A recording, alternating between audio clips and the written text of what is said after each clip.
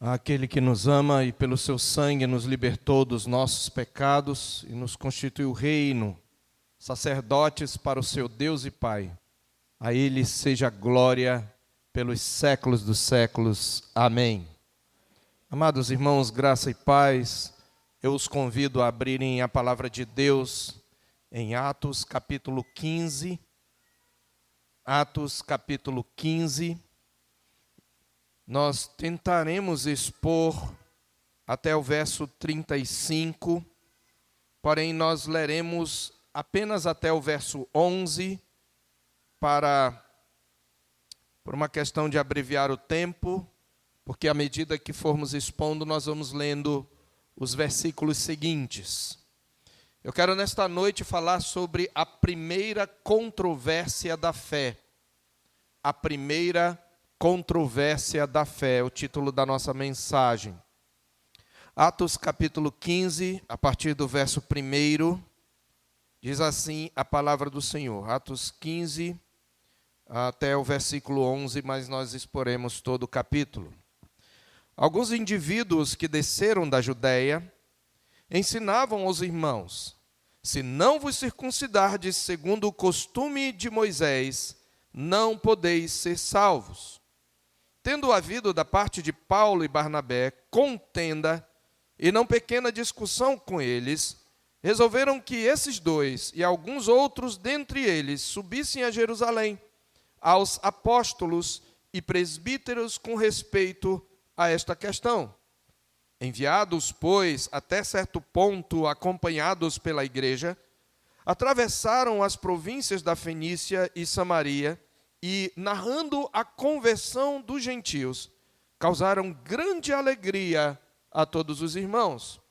Tendo eles chegado a Jerusalém, foram bem recebidos pela igreja, pelos apóstolos e pelos presbíteros e relataram tudo o que Deus fizera com eles. Insurgiram-se, entretanto, alguns da seita dos fariseus que haviam crido, dizendo: é necessário circuncidá-los e determinar-lhes que observem a lei de Moisés. Então se reuniram os apóstolos e os presbíteros para examinar a questão. Havendo grande debate, Pedro tomou a palavra e lhes disse: irmãos, vós sabeis que desde há muito Deus me escolheu dentre vós para que, por meu intermédio, ouvissem os gentios a palavra do evangelho e crescem. Ora, Deus, que conhece os corações, lhes deu testemunho, concedendo o Espírito Santo a eles, como também a nós nos concedera. E não estabeleceu distinção alguma entre nós e eles, purificando-lhes pela fé o coração. Agora, pois, por que tentais a Deus, pondo sobre a cerviz dos discípulos um jugo que nem nossos pais puderam suportar, nem nós? Mas cremos que fomos salvos pela graça do Senhor Jesus, como também aqueles o foram. Amém. O presbítero Rogério já orou pela mensagem. Meus irmãos, a igreja, desde os seus primórdios, sempre precisou batalhar pela fé que foi entregue a ela por meio das Escrituras, dos profetas e no Novo Testamento dos apóstolos de Cristo e dos apóstolos. Desde os primeiros séculos, a igreja precisou combater os falsos ensinos, os falsos evangelhos e os falsos profetas que os pregavam. Para as crianças que estão anotando, controvérsia é uma discussão polêmica sobre um assunto em que há divergências de opiniões. Quando você pensa diferente e você quer impor a sua opinião ao outro ou convencer o outro de que a sua opinião é verdadeira e o outro não concorda, e envolve contestações entre as partes e às vezes até mesmo contendas. A controvérsia não é em si mesma algo ruim. Na verdade, o apóstolo Paulo, em 1 aos Coríntios, capítulo 11, ele mesmo diz que até mesmo importa, no verso 19, que haja partidos entre vós. Para quê? Para que também os aprovados se tornem conhecidos em vosso meio. Nos períodos de controvérsia, são momentos que Deus usa para revelar quem de fato são os seus servos. Não só controvérsias doutrinárias, mas também controvérsias que ocorrem por causa de conflitos mesmo de personalidade. Mas especialmente as controvérsias doutrinárias, elas servem para purificar a igreja, para fortalecer a igreja, para provar a igreja, a fim de que a igreja prossiga fiel ao genuíno evangelho. Por isso, meus irmãos, a controvérsia nunca vai deixar de fazer parte da vida da igreja até a vinda de Cristo. Nós olhamos todos os séculos, especialmente os 5 primeiros séculos da igreja, as controvérsias foram mais de natureza cristológica e trinitária. As controvérsias eram sobre a pessoa de Cristo, apareceram hereges negando a sua plena humanidade, outros negando que ele era Deus, e a igreja teve que se reunir em concílios e debater o assunto, e condenar os hereges, e afirmar a sua fé, e disso surgiram os grandes documentos confessionais da igreja, começando com os grandes credos da igreja. Na própria reforma protestante, houve uma grande controvérsia em torno da soteriologia, ou seja, da doutrina da salvação e da justificação pela fé, que é o assunto aqui da nossa controvérsia também, pela primeira vez. Então, como é que acontece essa controvérsia? E eu quero aqui exatamente lembrar, né, que depois de uma viagem tão abençoada e frutífera, enviados pela igreja de Antioquia, primeira grande comunidade gentílica, e apesar da oposição sofrida em cada cidade, Paulo e Barnabé podiam agora compartilhar as bênçãos da missão com aquela igreja que os enviara. Podiam também celebrar em comunidade o triunfo do evangelho de Cristo entre as nações e desfrutar de uma benfazeja comunhão entre eles. Lucas, no parágrafo anterior, narra isto, que eles passaram, depois de ter ido até Icônio e Listra e Antioquia da Pisídia, eles voltam pelo mesmo caminho, fortalecendo as igrejas, no verso 22, fortalecendo a alma dos discípulos, promovendo a estabilização, a consolidação do trabalho, promovendo a eleição de presbíteros. Pela primeira vez, os presbíteros são mencionados aqui, porque eles terão um importante papel nessa primeira controvérsia. Eu estou lendo aqui o verso 23 do capítulo 14. Eles oram com jejuns, encomendam esses presbíteros ao Senhor, e atravessando a Pisídia, dirigem-se a Panfilha, anunciam a palavra em Perge, e aí navegam para Antioquia da Síria, de onde eles haviam saído. E ali diz que, chegados, reunida a igreja, relataram quantas coisas fizera Deus com eles e como abrira aos gentios a porta da fé. E depois disso eles permaneceram não pouco tempo com os discípulos. Ou seja, eles tiveram um bom tempo para descansar, podemos dizer assim, embora eu não creio que eles deixaram de exercer o ministério de ensino, mas um tempo de refrigério, de convívio.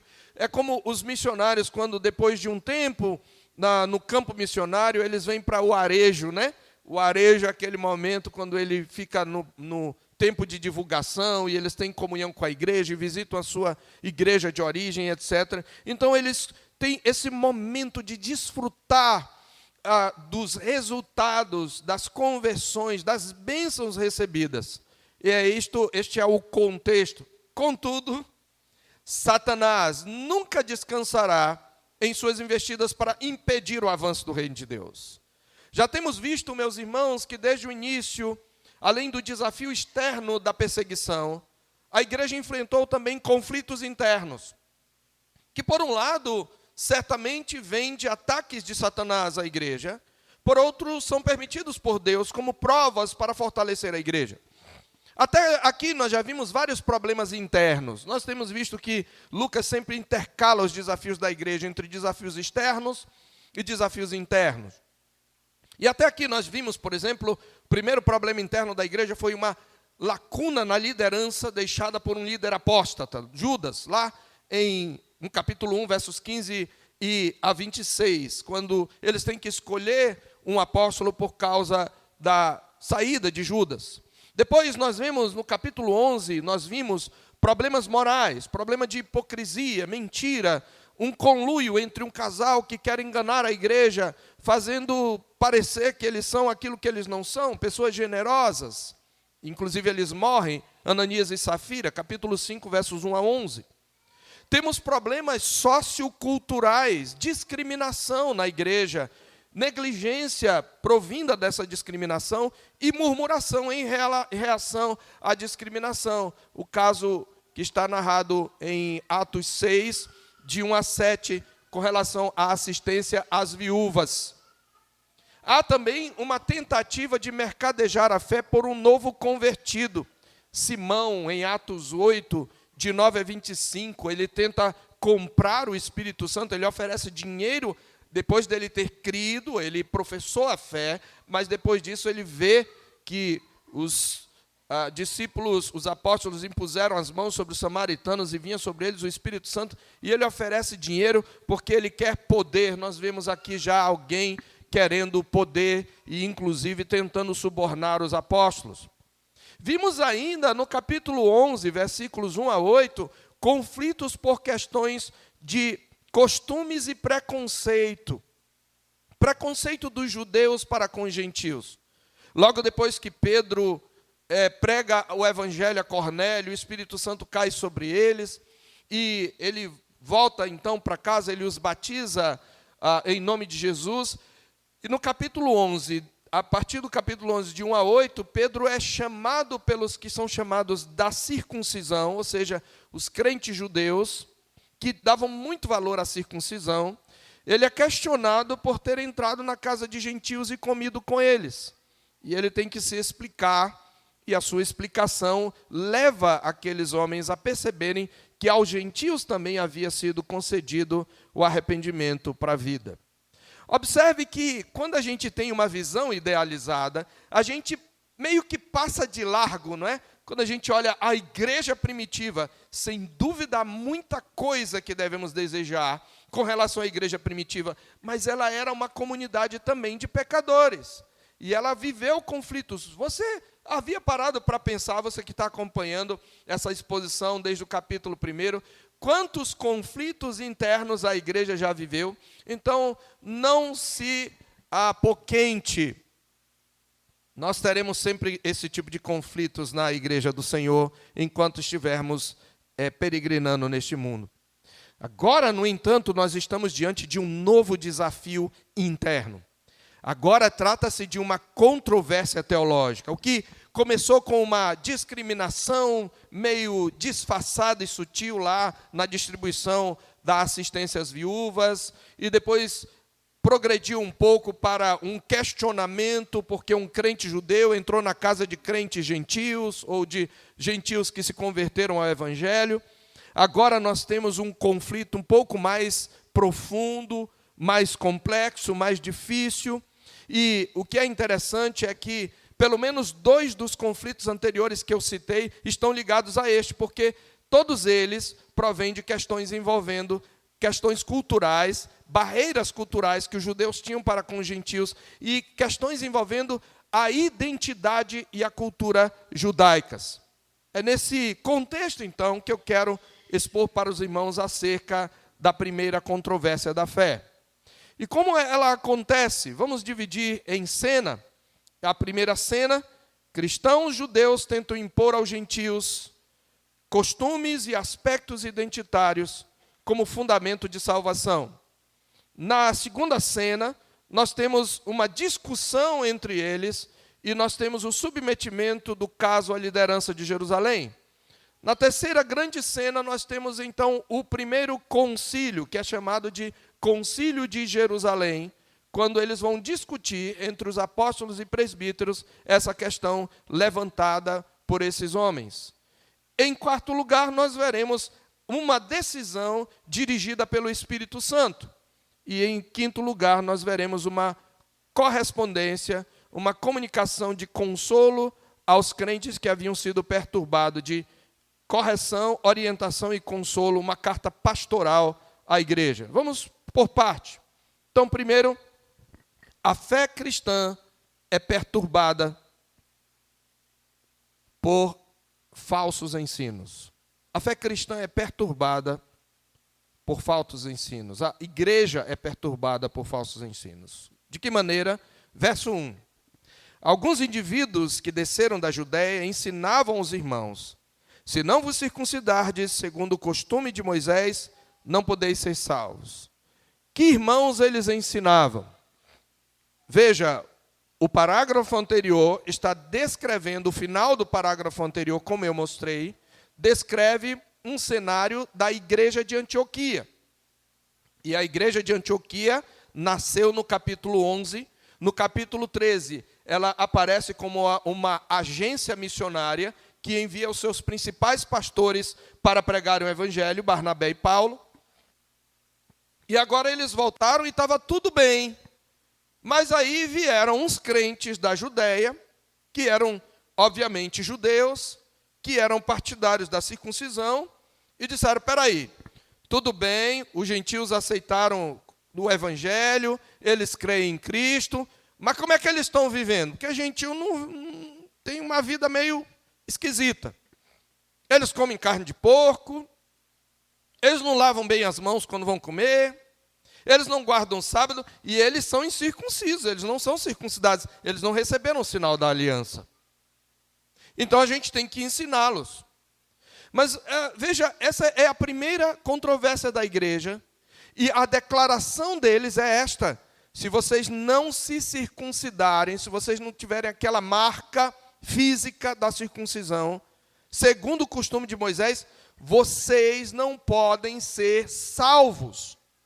Você percebe? Eles estão condicionando a salvação à circuncisão, ao que Paulo chama de uma obra da lei. Ou seja, para eles, os aspectos identitários judaicos são o fundamento da justificação. Isso não é algo tão simples. Por quê? Porque na velha aliança, antes do primeiro advento de Jesus, de fato a circuncisão era um sinal da justiça da fé que Abraão demonstrou em Deus. Paulo vai mostrar isso em Romanos capítulo 4, e nós vemos o Senhor instituindo a circuncisão a Abraão, no capítulo 17 de Gênesis, dizendo: este é o sinal da minha aliança. Porém, o que esses cristãos novos, judeus, não haviam entendido, é que com a obra redentora de Cristo, todos os ritos da velha aliança, eles perdem a sua vigência. A lei cerimonial perde a sua vigência. E a circuncisão, como sinal de aliança, é substituído pelo batismo.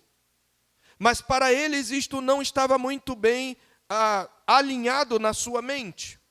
Então, meus irmãos, nessa primeira cena, eu quero que você entenda que a primeira controvérsia da igreja foi na área da soteriologia. Soteriologia é a parte da teologia que estuda a salvação. Soteriologia é um sinônimo de doutrina da salvação. Como é que alguém é salvo? Veja, eles dizem: se vocês não se circuncidarem, vocês não podem ser salvos. Vocês confessaram Jesus, vocês foram batizados em nome de Jesus, mas se vocês não se circuncidarem, vocês não podem ser salvos. Ou seja, não basta crer em Cristo, não basta ser batizado em nome de Cristo, é preciso também se circuncidar para que vocês sejam salvos. Então, essa controvérsia é uma controvérsia soteriológica. Então, tendo alcançado a missão aos gentios, fazendo surgir esse grande centro fora do epicentro de Jerusalém, que era Antioquia, a igreja nascente agora enfrenta o desafio de entender teologicamente qual é o lugar dos gentios e como eles devem viver. Não é de surpreender, meus irmãos, que a cosmovisão judaica, sendo o contexto em que nasceu a fé, se fizesse impor mesmo naquilo que feria a mensagem central do Evangelho. Quem está acompanhando os estudos sobre cosmovisão no domingo pela manhã vai entender. Os judeus estavam confundindo a sua cosmovisão judaica com a cosmovisão bíblica e não percebiam que, embora a circuncisão outrora fosse um sinal de aliança necessário, ela havia perdido sua vigência por causa da obra de Cristo para a qual ela apontava. Tendo derramado o seu sangue, tendo Cristo derramado o seu sangue, todo o rito de sangue da velha aliança teria que cessar. E é o autor de Hebreus que vai explicar isso para os cristãos de origem hebraica, e faremos bem em ler e estudar essa carta aos Hebreus. Então, meus irmãos, é preciso que se diga que não havia nada demais em um cristão judeu continuar vivendo como um judeu. Como disse o reverendo Nicodemos, Augusto Nicodemos, pregando sobre esse texto, o cristão não precisava, um cristão judeu não precisava, para ser um bom cristão, ser um mau judeu. E não havia nenhum problema em que um judeu, mesmo convertido a Cristo, continuasse circuncidando seus filhos. Lembre que esta era uma marca cultural. E essa herança cultural não era em si pecaminosa. Pelo contrário, ela nascera de um rito importante pactual. Não se exigia que o judeu abrisse mão de guardar o sábado nos seus moldes. Paulo vai discutir isso em Romanos capítulo 14. Não se esperava que um judeu começasse simplesmente a comer carne que antigamente ele não comia, como carne de porco e outros animais proibidos nas leis dietárias cerimoniais judaicas. Paulo discute isso em Romanos capítulo 14. Você pode perceber que havia ali uma discussão entre judeus e gentios. E ele diz no versículo 1, acolhei ao que é débil na fé, não porém para discutir opiniões. Um crê que de tudo pode comer, que é o gentio, mas o débil come de legumes. Débil é alguém que é fraco na fé, que não entendeu ainda a sua liberdade em Cristo. E ele come legumes por quê? Porque no contexto grego, quando você ia comprar carne no mercado, você tinha 95% de chance de comer uma carne sacrificada a ídolos, porque 95% da carne que era vendida no mercado tinha passado pelo templo, e como tinha sobrado, ela era vendida no mercado. Então, para que eu não coma carne sacrificada a ídolos, eu prefiro comer apenas verduras. Mas Paulo diz, quem come não despreze o que não come, e o que não come não julgue o que come, porque Deus o acolheu. Quem és tu que julgas o servo alheio? Para o seu próprio Senhor está em pé ou cai, mas estará em pé porque o Senhor é poderoso para o suster. Ele continua também estabelecendo uma segunda distinção. Um faz diferença entre dia e dia. O judeu continuava comemorando a Páscoa, Pentecostes, a festa dos tabernáculos, o próprio sábado. Ele diz, mas outro julga iguais todos os dias. O gentio não tinha essa... ele apenas se reunia no dia do Senhor, ele não tinha mais, ele nunca teve o costume das festas santas. Ele diz, cada um tem opinião bem definida em sua própria mente, quem distingue entre dia e dia, para o Senhor o faz, e quem come para o Senhor come, porque dá graças a Deus, e quem não come para o Senhor não come, e dá graças a Deus. Paulo então está dizendo, não tem problema em você ser judeu e viver como judeu, porque isso faz parte da sua cultura, você não precisa deixar de ser judeu. Qual é o problema? O problema é quando você impõe a sua identidade cultural. E veja, não estou falando naquilo que a Bíblia chama de pecado, viu? Porque o identitarismo hoje, ele chama de pecado apenas uma identidade cultural. Não é assim. É a Bíblia que estabelece. Mas neste caso, o grande problema aqui é que esses crentes, que eles são cristãos, pelo menos são professos, eles dizem, olha, você se batizou em nome de Jesus, mas se você não se circuncidar, você não pode ser salvo. É quando ele, primeiro, sendo judeu, ele impõe ao gentio os costumes judaicos, e ele ainda condiciona isto à salvação, e isto ataca frontalmente a suficiência de Cristo e da sua graça para a salvação. Ele está acrescentando algo mais, quando a Bíblia diz que apenas eu preciso me arrepender e crer no Senhor Jesus. Este é o ponto, meus irmãos.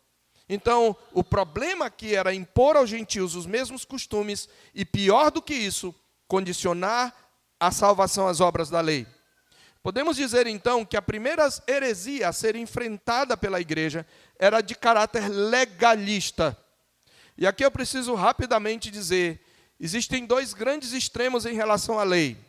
O primeiro deles é o legalismo, que condiciona a salvação à obediência da lei, inclusive a obediência da lei cerimonial. Para ser salvo, você tem que praticar certas coisas. Isso é legalismo. Mas existe um outro extremo também, que não é o caso aqui, mas que é combatido em outras partes das Escrituras, que é a libertinagem. É aquele que diz, não, a gente é salvo pela graça, não importa o que a gente faz, então a gente pode transgredir a lei à vontade. Não, nós lemos na liturgia sobre isto.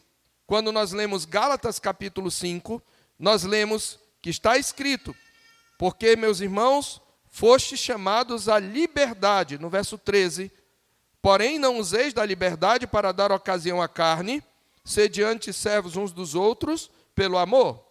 Não use da liberdade para dar ocasião ao pecado e à sua carne. Se você vive no Espírito, ande no Espírito. Então, eu não estou debaixo da condenação da lei, mas eu estou debaixo da lei do Espírito Santo, que me leva a cumprir substancialmente a lei de Deus. Este é o ponto.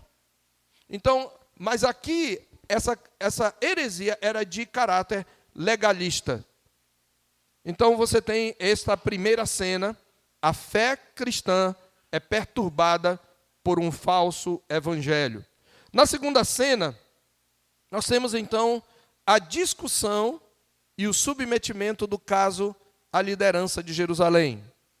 Então, a igreja discute e submete aos mensageiros autorizados a questão doutrinária.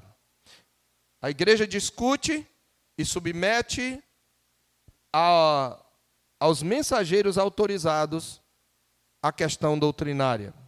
Quem são os mensageiros autorizados? Em primeiro lugar, apóstolos, que haviam estado com o Senhor, e cuja palavra equivalia em autoridade à palavra do Senhor Jesus. Em segundo lugar, os presbíteros, que depois que os apóstolos morrem, se tornam de fato os guardiães da doutrina. Mas eles só podem ser considerados guardiães da doutrina se eles são fiéis à palavra profético-apostólica encerrada nas Escrituras. Mas aqui, claramente, eles submetem. Mas eu quero começar mostrando a confusão que isso gerou. Veja o verso 2. Tendo havido, da parte de Paulo e Barnabé, contenda e não pequena discussão com eles, resolveram que esses dois, Paulo e Barnabé, e alguns outros dentre eles, subissem a Jerusalém aos apóstolos e presbíteros com respeito a esta questão. Então, o primeiro ponto que eu quero nessa segunda cena enfatizar é essa palavra contenda. Teve contenda e uma grande discussão. Meus irmãos, como sempre acontece com toda heresia, a unidade da igreja é sempre perturbada e ameaçada. Heresia sempre cria confusão, heresia sempre cria divisão. E é preciso repetir o que eu falei, as palavras de Paulo. Até importa que haja divisão para que os aprovados conheçam. Sem dúvida, o herege precisa ser rejeitado. Mas só que ele vai contaminar muita gente e ele arrasta muita gente. Isso é muito comum. As grandes heresias sempre arrastaram muita gente. E ela traz uma perturbação, então, à unidade da igreja. Essa palavra aqui, traduzida por contenda, é a mesma palavra utilizada nos evangelhos, por exemplo, em Marcos 15, verso 7, e também em Lucas 23, versos 19 e 25. Marcos 15, 7, Lucas 23, 19 e 25, eu não vou ler, mas apenas mencionar. A palavra que ali é traduzida é por sedição. Em Marcos 15, 7, a palavra é amotinadores. E em Lucas 23, 19 e 25 é a palavra sedição. E ali é uma referência a Barrabás. Barrabás havia sido preso porque ele foi acusado de sedição. O que é sedição? É um ato de rebelião contra a autoridade, é um ato de insurreição contra a ordem vigente, provocando desordem. Então, aqui está dizendo que esses homens começaram a criar desordem nessa igreja, que era uma referência já. uma referência missionária, uma referência em termos doutrinários, uma referência no destaque dos seus líderes, como Paulo, Barnabé. Você lembra, no capítulo 13, versos 1 em diante, diz que havia profetas e mestres ali, e cita vários homens que se destacavam no ensino, na doutrina, e especialmente Barnabé e Paulo.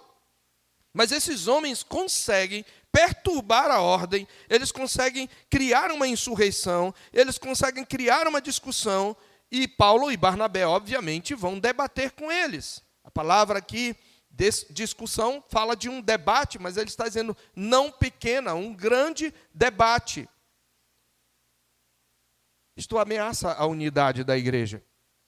E chega ao ponto que, mesmo se tratando aqui de grandes, vamos dizer assim, teólogos já, porque Paulo e Barnabé, a gente conhece o gênio de Paulo.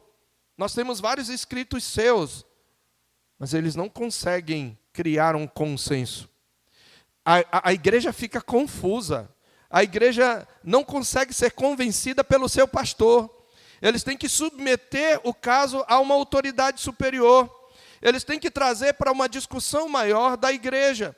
Então, não se chegando a um consenso, eles submetem o caso à liderança da igreja-mãe. E eles elegem Paulo e Barnabé como representantes da igreja de Antioquia.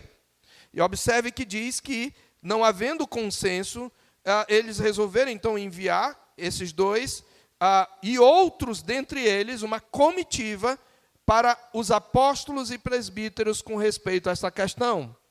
E aqui é importante que, tendo os presbíteros sido introduzidos no capítulo 14, 23, aqui eles são mencionados ao lado dos apóstolos, e claramente Lucas está mostrando que eles são a autoridade em questão de doutrina e prática cristã, são os pastores da igreja. E aí Paulo e Barnabé viajam, mas eles não vão simplesmente se concentrar apenas nisso.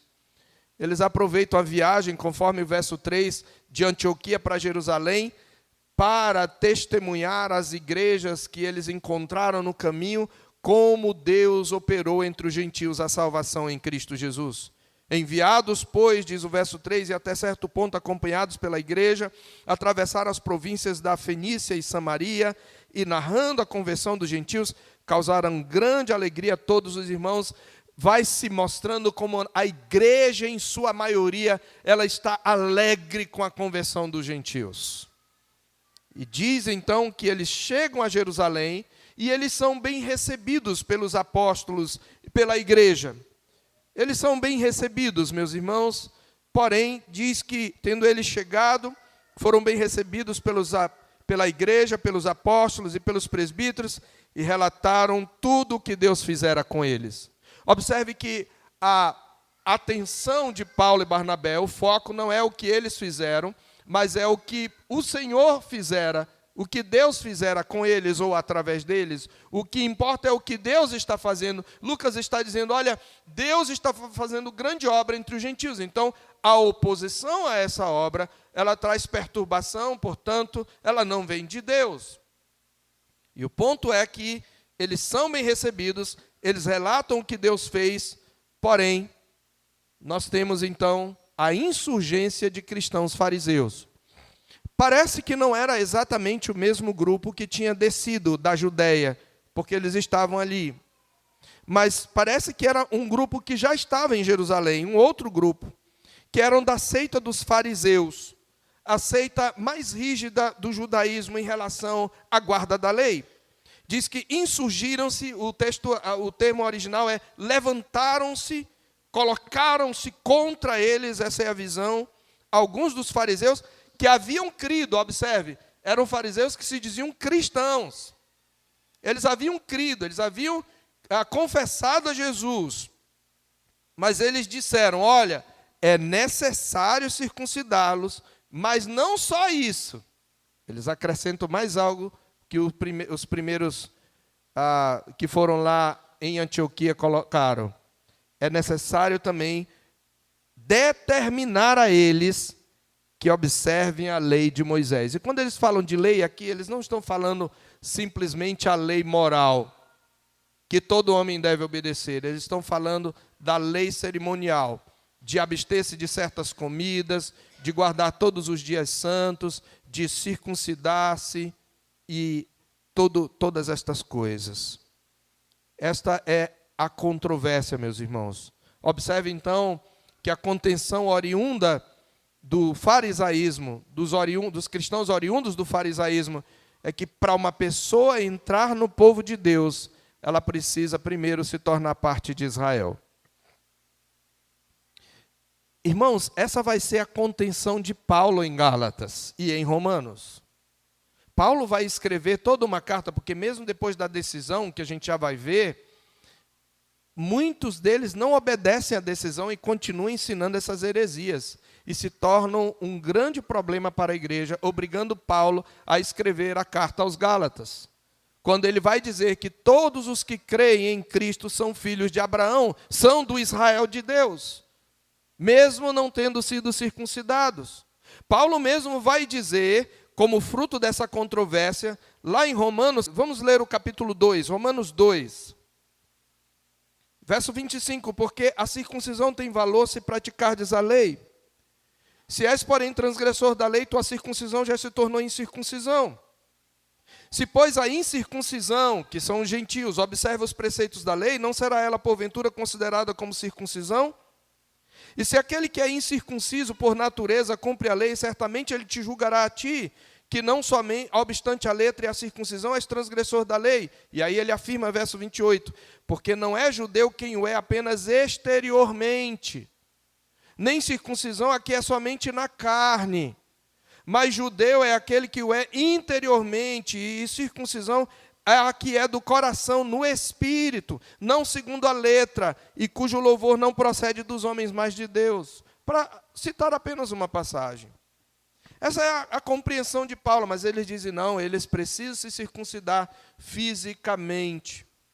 É interessante aqui, irmãos, notar que Paulo era oriundo também dessa seita judaica. Ele, quando está pregando, falando ao Sinédrio, na sua primeira defesa ali, em Atos 23, numa das suas defesas, ele diz, irmãos, eu sou fariseu, filho de fariseus. E lá em Filipenses, capítulo 3, 5, ele diz, quanto à lei, eu sou fariseu. Mas mesmo assim, Paulo já havia entendido a doutrina da graça e se contrapõe a essa exigência da circuncisão. Ele havia entendido que a salvação é pela graça, mediante a fé, e não pelas obras da lei. E esta seria uma das suas frentes de batalha pela fé.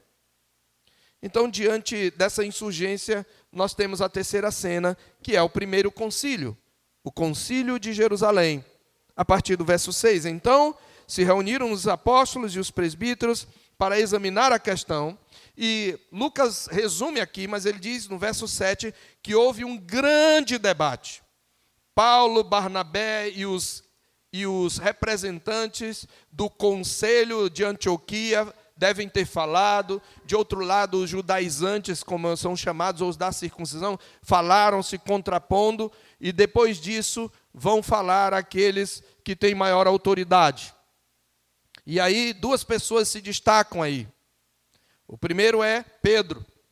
E nesse debate, o que nos chama a atenção é o discurso de Pedro. Havendo grande debate, Pedro tomou a palavra e lhes disse, irmãos, vós sabeis que desde há muito Deus me escolheu dentre vós, para que por meio intermédio ouvissem os gentios a palavra do evangelho e crescem. Observe a linha argumentativa de Pedro. Primeira coisa, ele está se envolvendo com a questão e dizendo, os irmãos sabem da minha história. Lembra, lá no capítulo 11, Lucas não contou à toa. Ali era meio que um prelúdio para cá. Os irmãos sabem da minha história com os gentios, que Deus me usou para pregar o evangelho e para que eles crescem nessa palavra do evangelho. Segundo, Pedro diz, ora, Deus, que conhece os corações, lhes deu testemunho. O que ele quer dizer? Deus testemunhou acerca deles que eles estavam crendo. Como? Concedendo-lhes o Espírito Santo a eles, como também a nós nos concedera. Porque você lembra que quando Pedro fala a Cornélio, antes dele terminar o sermão, o Espírito Santo cai sobre Cornélio e sobre todos os que estavam ali, da sua família e entre os seus amigos. E Pedro diz, ora, se eles receberam o Espírito, como nós vamos recusar o batismo? O que Pedro está dizendo aqui, observe, é que Deus mostrou que os gentios também receberam a graça da fé e do arrependimento. E como ele mostrou isso? Visivelmente derramando o seu Espírito. Eis porque era preciso um Pentecoste gentílico. Nós explicamos a razão dos sinais visíveis, que não precisam estar presentes hoje. Nós explicamos na mensagem em que pregamos isto. Então Pedro está dizendo, olha, primeiro, Deus me escolheu para pregar o evangelho e levar os gentios à fé. Eu fui quem levou os primeiros gentios à fé. Segundo, Deus revelou que estava concedendo a eles arrependimento e fé ao derramar visivelmente o Espírito sobre eles. E você lembra que quando ele fala sobre os primeiros homens que o questionam, eles concluem, logo aos gentios foi dado arrependimento para a vida. Deus testemunhou, deu-lhes testemunho, dando a eles o Espírito Santo. Terceiro, Deus mostrou com isso que ele não faz acepção de pessoas. Observe verso 9. E não estabeleceu distinção alguma entre nós e eles, purificando-lhes pela fé o coração. Não há distinção. É pelo mesmo meio que nós. Nós também não somos salvos pelas obras da lei. Nós fomos salvos pela fé. E os gentios do mesmo jeito. É isto que é o instrumento de salvação. Pedro está falando aquilo que Paulo vai falar mais tarde e acerca do que lemos, se não estou enganado, hoje. Em Romanos 10, versos 9 a 13. Se com a tua boca confessares a Jesus como Senhor, e em teu coração creres que Deus o ressuscitou dentre os mortos, serás salvo. Porque com o coração se crê para a justiça, e com a boca se confessa a respeito da salvação.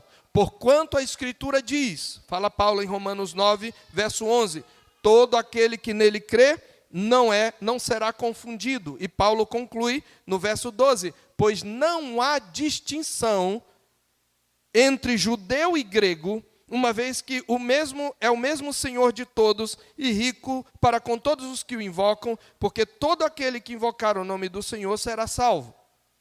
Esta é a afirmação de Pedro. Deus me escolheu e vocês são testemunhas. Veja, por isso que ele era apóstolo. Ele tem autoridade. Deus me escolheu.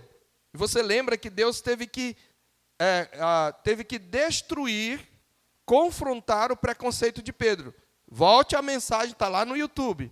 Ele confronta o preconceito de Pedro com aquela visão do lençol, lembra? De coisas, alimentos que eram considerados impuros. E disse ao que Deus purificou, não o consideres comum. Ele vai aprendendo, ele entra na casa dos gentios ainda como... vocês sabem que não é permitido a um judeu entrar na casa de gentios, mas Deus disse que a nenhum homem considerasse comum e imundo. Cornélio conta a visão, ele diz, agora reconheço que Deus não faz acepção de pessoas. Então ele está dizendo, Deus me escolheu, Deus deu testemunho deles, derramando sobre eles o Espírito Santo, mostrando que eles creem. Deus não faz distinção nenhuma entre nós nem eles, é pela fé que eles são salvos. E aí Pedro traz o arremate, como se diz, a pá de cal. Pedro diz, vocês querem impor a eles um jugo que nem a gente aguentou? Sério que vocês querem fazer isso? É o que ele diz. Agora, pois, por que tentais a Deus? Essa é uma palavra dura de Pedro.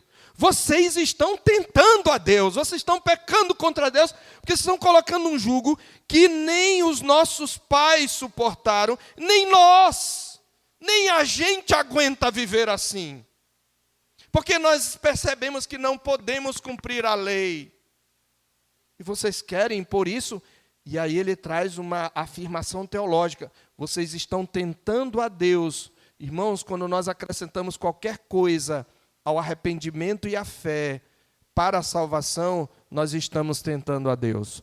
Quando nós acrescentamos costumes, rituais, palavras que têm que ser ditas e toda outra sorte de heresias, nós estamos tentando a Deus. É isso que Pedro diz.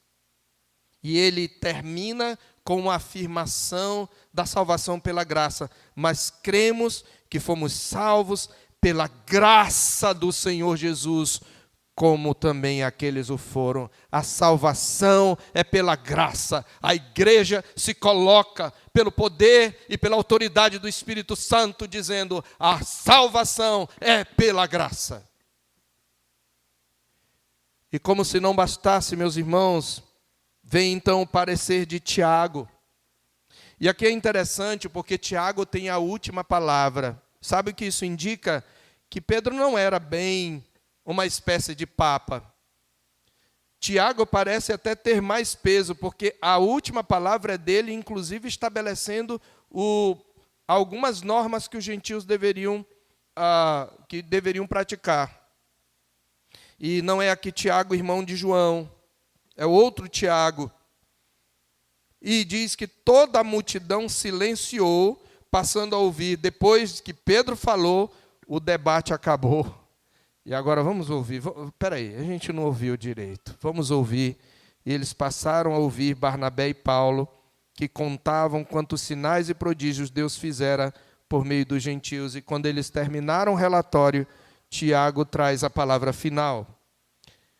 E aqui é interessante a argumentação de Tiago. Ele começa revisando. Olha, os irmãos lembrem que Simão expôs, que é o mesmo Pedro, como Deus visitou os gentios a fim de constituir entre eles um povo ao seu nome. Sabe de uma coisa? De novo, o Espírito Santo nunca opera a parte da Escritura. Tiago mostra, a sua grande argumentação é: a entrada dos gentios é um cumprimento das Escrituras. Ele diz: conferem com isto as palavras dos profetas, como está escrito: cumpridas estas coisas, voltarei e reedificarei o tabernáculo caído de Davi, levantando-o de suas ruínas, restaurá-lo-ei. Essa palavra tabernáculo, quando se refere a Davi, se refere à dinastia de Davi. Você lembra que quando o povo foi para o cativeiro, o trono de Davi foi tirado de Jerusalém, e eles perderam a esperança messiânica, e lá em Amós, capítulo 9, versos 11 e 12, que é o trecho que Tiago está citando, Deus promete levantar de novo a casa de Davi, porque era de Davi que viria o Messias. Então ele está dizendo isso: eu vou levantar e restaurar. Mas observe, para que eu vou fazer isso? Para que os demais homens busquem o Senhor, e também todos os gentios sobre os quais tem sido invocado o meu nome, diz o Senhor que faz estas coisas conhecidas desde os séculos, o Senhor que anuncia antes de acontecer. Na tradução nossa em Amós, ele diz: naquele dia levantarei o tabernáculo caído de Davi, repararei as suas brechas e, levantando-o das suas ruínas, restaurá-lo-ei como foram nos dias da antiguidade, para que possuam o restante de Edom e todas as nações que são chamadas pelo meu nome, diz o Senhor que faz estas coisas. Aqui está traduzida por nação, mas é a mesma palavra gentio. Traduzindo da Septuaginta, a palavra etnos, é a palavra nação, é a mesma que traduzida também por gentio. Tiago diz: Deus falou que quando ele restaurasse o tabernáculo de Davi, nações que são chamadas pelo seu nome viriam. E é isto que está acontecendo. A entrada dos gentios cumpre as Escrituras. E por causa disso, julgo eu, ele diz, não devemos perturbar aqueles que dentre os gentios se convertem a Deus. Trazer esse jugo é perturbar a fé desses irmãos. A gente não deve incomodá-los e perturbá-los com essas coisas. Mas Tiago traz uma palavra de ponderação. Vamos nem tanto ao mar, nem tanto à terra. De fato, a salvação é pela graça. Mas vamos só escrever que eles se abstenham das contaminações dos ídolos, que em cada cidade tinha templo de ídolo e havia uma festa social lá, que eles se abstenham disso, que eles se abstenham das relações sexuais ilícitas, porque isso era muito comum entre os gentios, a prostituição, e ela deve ser uma norma para todos nós, e também da carne de animais sufocados e do sangue. Essas duas são leis cerimoniais, mas ele justifica, porque Moisés tem em cada cidade, desde tempos antigos, os que o pregam nas sinagogas, onde é lido todos os sábados, para não escandalizar aqueles que seguem Moisés. Então, que eles também se abstenham de carne com sangue e da carne de animais sufocados, para não criar um escândalo, para estabelecer uma paz. Vamos ter apenas essas exigências éticas.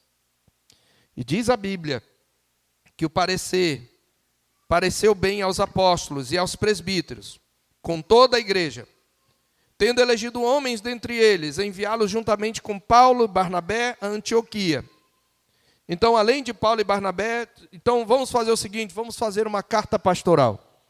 Tomemos a decisão, concordamos com isso tudo que Tiago falou, vamos escrever uma carta pastoral, e além de Paulo e Barnabé, vamos mandar gente nossa. Vamos mandar Judas, não obviamente Iscariotes, chamado Barsabás, e Silas. Silas é interessante porque ele está sendo introduzido aqui, ele vai ser o companheiro de Paulo de missões. Judas e Silas eram notáveis entre os irmãos, eram crentes que se destacavam, inclusive mais tarde vai dizer que é profetas. E eles escrevem a primeira carta pastoral da história da igreja. Olha aqui. Os irmãos, tanto os apóstolos como os presbíteros, aos irmãos de entre os gentios em Antioquia, Síria e Cilícia, saudações. Visto sabermos que alguns saíram de entre nós, sem nenhuma autorização, observe a autoridade do concílio aqui, sem nenhuma autorização, e vos tem perturbado com palavras, transtornando a vossa alma. Essa gente não tem nossa autorização, não tem nossa aprovação, estão perturbando vocês. Pareceu-nos bem, chegados a pleno acordo, eleger alguns homens e enviá-los a vós outros, com os nossos, observe, amados Barnabé e Paulo. Amados Barnabé e Paulo, homens que têm exposto, eles engrandecem os pastores daquela igreja, que têm exposto a vida pelo nome de nosso Senhor Jesus Cristo. Enviamos com eles Judas e Silas, os quais pessoalmente vos dirão também estas coisas. E aqui um ponto importante. Pareceu bem ao Espírito Santo e a nós, não vos impor maior encargo, além destas coisas essenciais, que vos abstenhais das coisas sacrificadas a ídolos, bem como do sangue, da carne de animais sufocados e das relações sexuais ilícitas. Destas coisas fareis bem, se vos guardardes. Saúde. Veja, você tem a perturbação da fé pelo falso evangelho, você tem uma discussão e submissão do caso à liderança, você tem o primeiro concílio e você tem uma carta.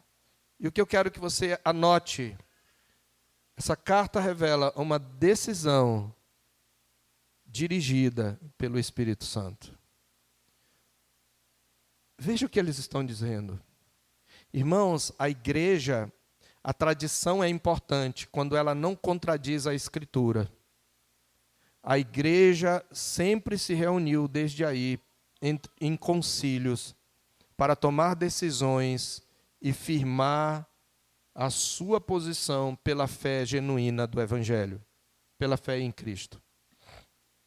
E o que ele diz? Pareceu bem ao Espírito Santo e a nós. Olha a ordem. Ao Espírito Santo e a nós. O que nós estamos falando vem do Espírito Santo. O Espírito de Cristo guia a sua igreja para que ela diga não às heresias. Irmãos, ao longo da história, a igreja fez isso. Quando se levantou Ário de Alexandria, negando a divindade de Jesus Cristo, quando se levantou Nestório, quando se levantaram outros hereges, como Cerinto, quando se levantaram vários hereges negando a trindade, a igreja disse não, a igreja se reuniu e disse não, com base nas Sagradas Escrituras. A decisão foi dirigida pelo Espírito Santo. E então, eles passam e encerra-se a narrativa com a chegada dessa carta. Observe no verso 30, os que foram enviados desceram logo para Antioquia. Eles estavam apressados para dar a boa notícia. E tendo reunido a comunidade, entregaram a epístola. E quando a leram, sobremodo se alegraram pelo conforto recebido. Judas e Silas, que eram também profetas, confortaram os irmãos com muitos conselhos e os fortaleceram. Tendo se demorado ali por algum tempo, os irmãos os deixaram voltar em paz. Mas observe, pareceu bem a Silas permanecer ali. E Paulo e Barnabé demoraram-se em Antioquia, ensinando e pregando com muitos outros a palavra do Senhor. Eu quero trazer aqui, à guisa de conclusão, algumas aplicações, meus irmãos. E a primeira tem a ver com uma informação. Toda essa perturbação que foi causada na igreja, sem dúvida, foi uma investida de Satanás para barrar o avanço do evangelho. Mas, por outro lado, tudo foi determinado por Deus para o crescimento da igreja. De novo, a mão da providência usou o conflito para fazer avançar o reino de Cristo. E é preciso que se diga que se hoje temos uma epístola preciosa como Gálatas nas mãos, é graças a essa controvérsia. Se hoje nós temos uma pérola teológica como Romanos, é graças a essa controvérsia. Ela levou Paulo a se debruçar e, inspirado pelo Espírito Santo, escrever. E hoje nós podemos ter a sã doutrina em nossas mãos por causa da controvérsia. Porque não apenas trouxe saúde para a igreja, mas traz para a nossa hoje. E não nos enganemos, porque as heresias continuam. Eu vou apenas tocar no assunto na superfície. Uma heresia que tem se difundido, inclusive, principalmente em círculos reformados, é a chamada nova perspectiva de Paulo, que nega a doutrina da justificação pela fé como um ato declaratório pelo qual Deus traz ao pecador, atribui a justiça de Cristo. Essa doutrina da justificação pela fé tem sido negada pelos adeptos da nova perspectiva de Paulo. Ela começou ali por volta de 66, com um teólogo luterano chamado Christer Stendhal. Ela foi disseminada por James Dunn, ela foi disseminada por E.P. Sanders, e o principal expoente, que tem muita obra em português, chama-se Norman T. Wright. Tem vários escritos, cuidado. No meio reformado. Eu estou só tocando na superfície. A gente pode um dia fazer um estudo sobre a nova perspectiva de Paulo. Mas é uma heresia e ela continua ameaçando a igreja. Mas o Espírito Santo continuará guiando a igreja. Segundo lugar, meus irmãos, nós aprendemos aqui que o que divide a igreja é a heresia. A heresia divide a igreja.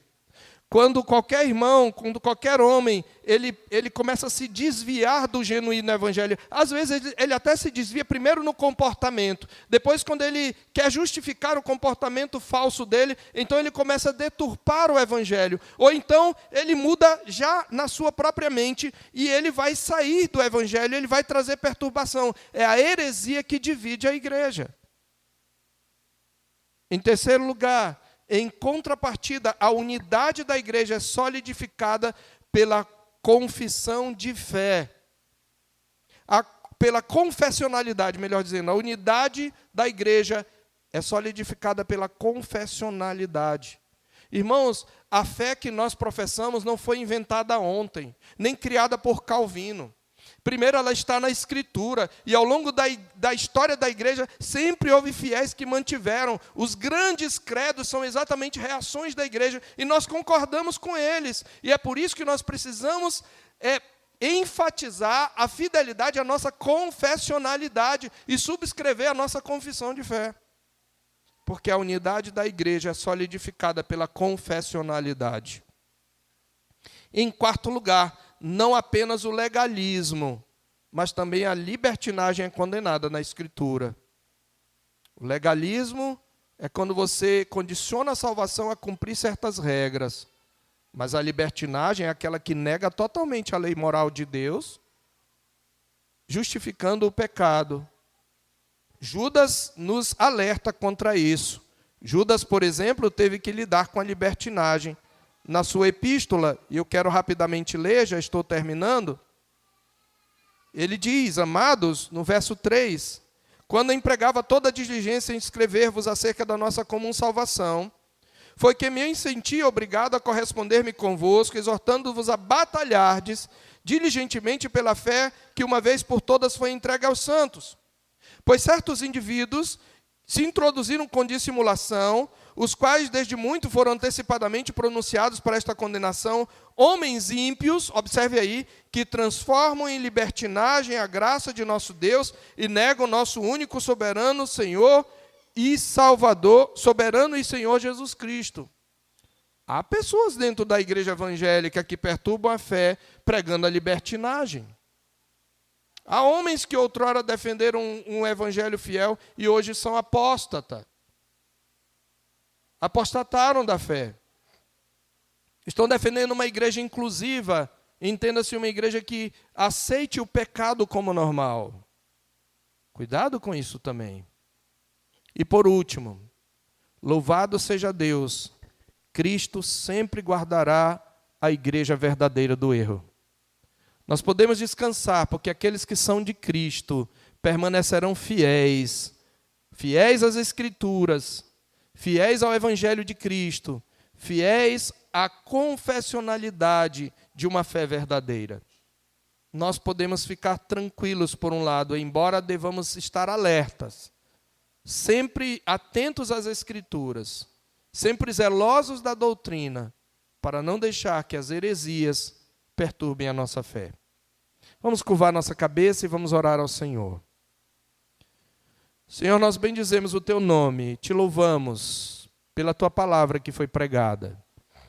Louvamos o Senhor porque Cristo exaltado continua colocando todos os inimigos debaixo dos seus pés, e nós vimos isso em Atos, quando Ele não só vence a perseguição, dando aos seus servos coragem, ousadia, intrepidez e poder para pregar o Evangelho, convertendo vidas, mas por meio do seu Espírito derramado na igreja, Cristo também a defende da heresia, do falso ensino, do falso evangelho, levando os seus pastores, com base nas Escrituras, a se colocarem contra, ó Deus, tudo aquilo que perturba o evangelho. Ajuda-nos, Senhor Deus, a estarmos atentos, por um lado, aos perigos que nosso mundo, nós enfrentamos em nossa geração, as heresias que muitas vezes adentram a igreja, mas por outro lado, ajuda-nos também a confiar que o Senhor sempre nos guardará, que o Supremo Pastor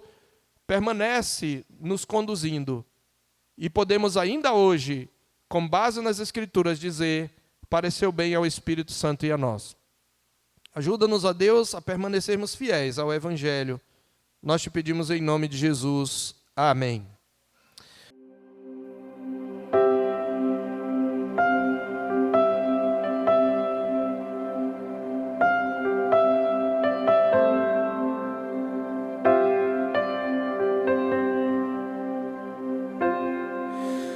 Tu és bem-vindo aqui.